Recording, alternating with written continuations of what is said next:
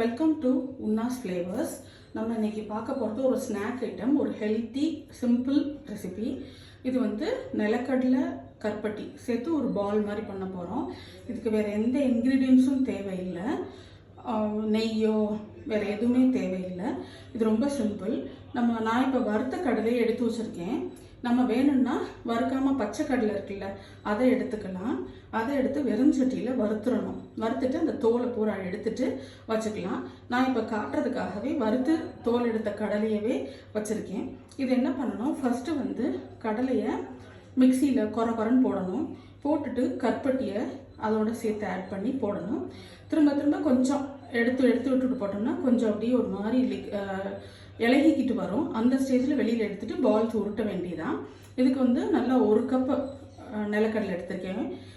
1/2 cup போரும் கருப்பட்டி. உங்களுக்கு ஸ்வீட்னஸ் இன்னும் கொஞ்சம் வேணும்னா 3/4 கப்பாக போட்டுக்கலாம். இப்போ நான் வந்து கடலையை மிக்சியில் போட்டுட்டு காட்டுறேன். இது பாருங்கள், கடலையை மிக்சியில் போட்டுட்டேன். இந்த மாதிரி கொஞ்சம் கொரன்னு போட்டுக்கணும். இப்போ இதில் கருப்பட்டியை போட வேண்டியதான். போட்டுட்டு திரும்ப மிக்சியை போடுங்க. போட்டுட்டு கொஞ்சம் நடுவில் அப்படி கிண்டி விட்டிங்கன்னா இலகிக்கிட்டு வரும். இப்போ காட்டுறேன். இப்போ பாருங்கள், ஒரு டைம் கருப்பட்டியை போட்டிருக்கேன். இந்த மாதிரி வரும். இன்னொரு தடவை இந்த மாதிரி உதிர்த்து விட்டு திரும்பவும் போட்டு விட்டிங்கன்னா இலக்கம் கொடுக்கும். இந்த பாருங்கள், இப்போ ரெடி ஆயிடுச்சு. கொஞ்சம் இலக்கம் கொடுத்துருச்சு. இது அப்படியே நீங்கள் பால்ஸாக உருட்டி வைக்க வேண்டியதான். அப்படியே சாப்பிட்டுக்கலாம். ஹெல்த்தியானது, டேஸ்டியானது. இது வந்து எனக்கு ஒரு ஃப்ரெண்டு சொல்லி கொடுத்தாங்க. ரொம்ப ஈஸி, சிம்பிள். வறுத்த கடலை இல்லைன்னாலும் நம்ம கவலைப்படவில்லை. பச்சை கடலை இருந்தால் வறுத்துட்டு தோல் எடுத்துகிட்டு பண்ணிக்கலாம். இப்போ நான் உருட்டிட்டு காட்டுறேன். இப்போ பாருங்கள், பால்ஸாக உருட்டிட்டேன். இந்த 1 கப்பு கடலையும் 1/2 கப் கருப்பட்டி எடுத்ததுக்கு 10 உருண்டை வந்திருக்கு.